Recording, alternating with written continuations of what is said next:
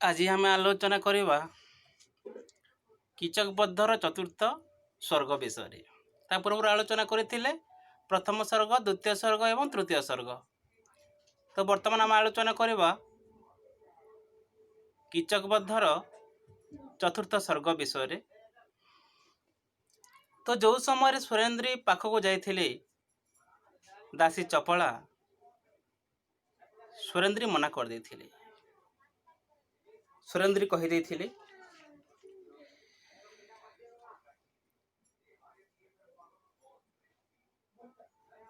जे कहीदेबू मो पर गोटे फूल को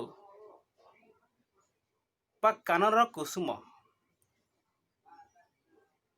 को भोग करने पंचगंधर्व अछंती मन को वर्ण करें ना। सुरेंद्र मना करदेला। तो सही कथा को शुणिकी चपला चली जाइए। चपला चली जाए कौन कर कीचक्र निकट में पहुंची जाइए।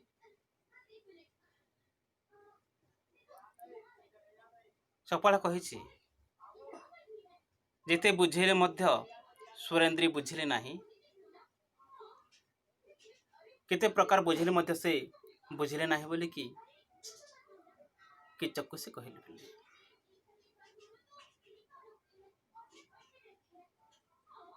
मु गोटे अन्य उपाय भावी। चपला कहला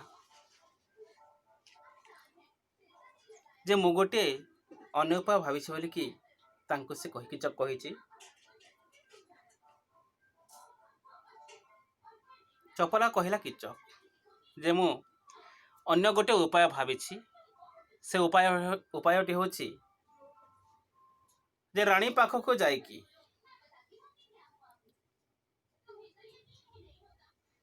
भाई तांकर गोटे स्वप्न देखिछंती। हे महाराणी, आपण भाई कीचक गोटे स्वप्न देखिछंती बोली कि कहब एपर कहब कहले पिले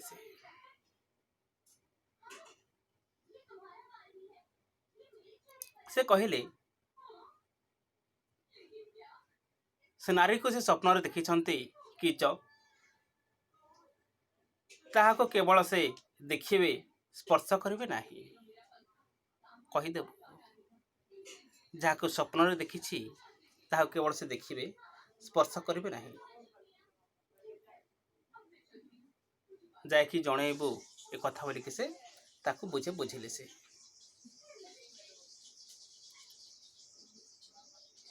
सुरेंद्र के स्वप्न देखी बोले कीचकटा एपर कहवाई कही अच्छी। से निश्चय सुरेंद्र को जाकि बुझे सुझे कि पाखक से पठेबे।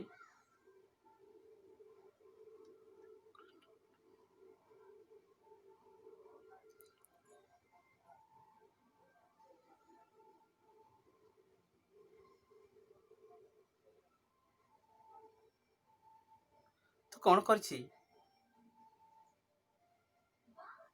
कीचक सहित कथबार्ता हला परे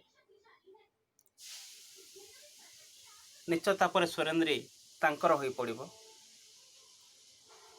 तो यही पर कथबार्ता हो हो तांक ठारो विदाय नहीं कि से चलीगला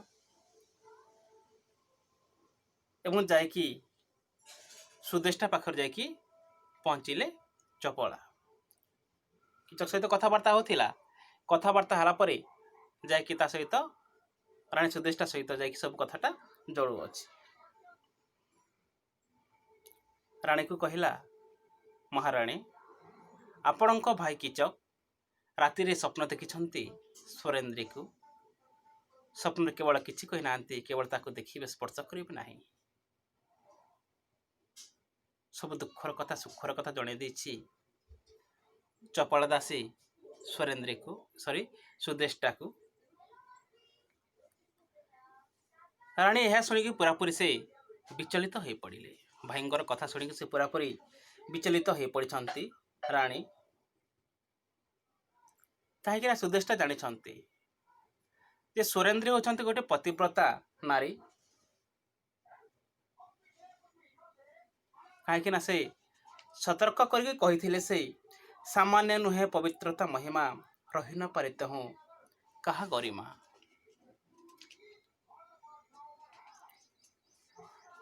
ତ ଏପରି ହେବା ଦ୍ୱାରା ଚପଳା ଯେପରି କୂଟନୀତି କରୁଅଛି, ଚପଳାର ଏହି କୂଟନୀତିରେ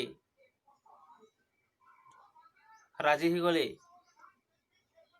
ସୁଦିଷ୍ଟା ମହାରାଣୀ।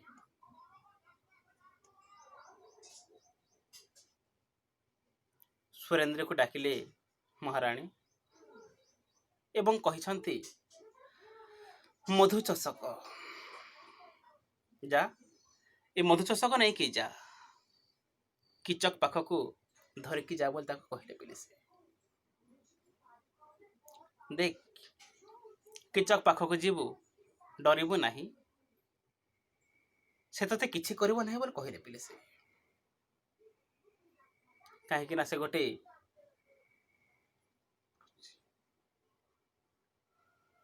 ଧର୍ମଶୈଳୀରେ ବାସ କରୁଥିବା ସେ ଜଣେ ମଣିଷ। ସେ ତତେ କିଛି କରିବ ନାହିଁ ବୋଲିକି ତାକୁ ଜଣେଇ ଦେଇଛି।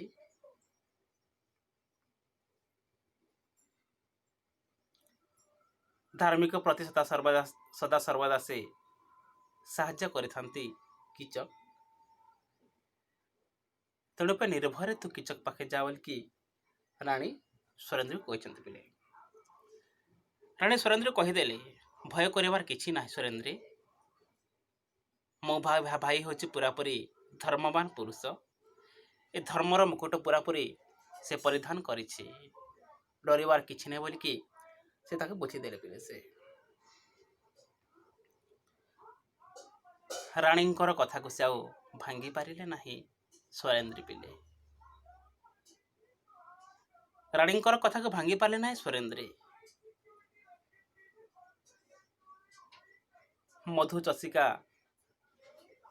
ମଧୁଚଷକ ହାତରେ ଧରି ସୁରେନ୍ଦ୍ର କିଚକପୁରରେ ଯାଇକି ପହଞ୍ଚିଗଲେ ସେ। କିଚକପୁରରେ ଯାଇକି ପହଞ୍ଚିଗଲେ ମଧୁଚଷକ କଣ କରିଛନ୍ତି, ରଖିଦେଇକି ପଳେଇ ଆସିବାକୁ ଚେଷ୍ଟା କରୁଥିଲେ ସୁରେନ୍ଦ୍ର। ସୁରେନ୍ଦ୍ରକୁ ଯାଇକି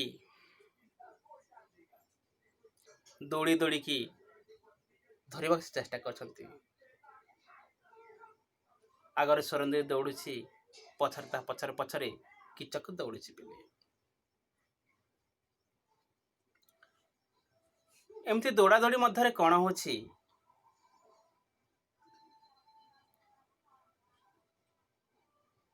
ଏକ ତରୁ ଶାଖାରେ କିଚକଙ୍କର ମଥାଟା ପିଟି ହେଲା ଏବଂ ସେ ତଲି ପଡ଼ିଗଲେ। ଏଥିମଧ୍ୟରେ କଣ ହଉଛି, ସୁରେନ୍ଦ୍ରଟା ପୁରାପୁରି ରାଜନଗରରେ ପହଞ୍ଚି ଯାଇଥିଲେ। ତ ଏହି ହେଉଛି ପିଲା ଆମର ଚତୁର୍ଥ ଉପସର୍ଗ। ଚତୁର୍ଥ ଉପସର୍ଗରେ ପରିବେଷଣ କରାହୋଇଛି ଯେ ସୁରେନ୍ଦ୍ର ଆଉ କିଚକ ବିଷୟରେ, ଯେପରିକି କୂଟ ଚକ୍ରାନ୍ତ କରିଛନ୍ତି ଦାସୀ ଚପଳା ଏବଂ କିଚକ।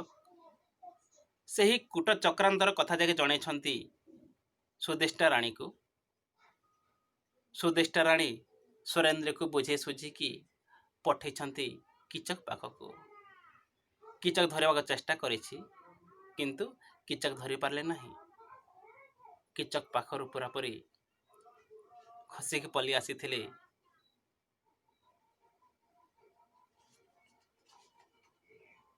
ସୁରେନ୍ଦ୍ର। ଆସିକି ପହଞ୍ଚି ଯାଇଥିଲେ ସେ ରାଜନଗରରେ। ତ ଏହା ହେଲା ପିଲେ କିଚକ ବଧର ଚତୁର୍ଥ ଉପସର୍ଗ।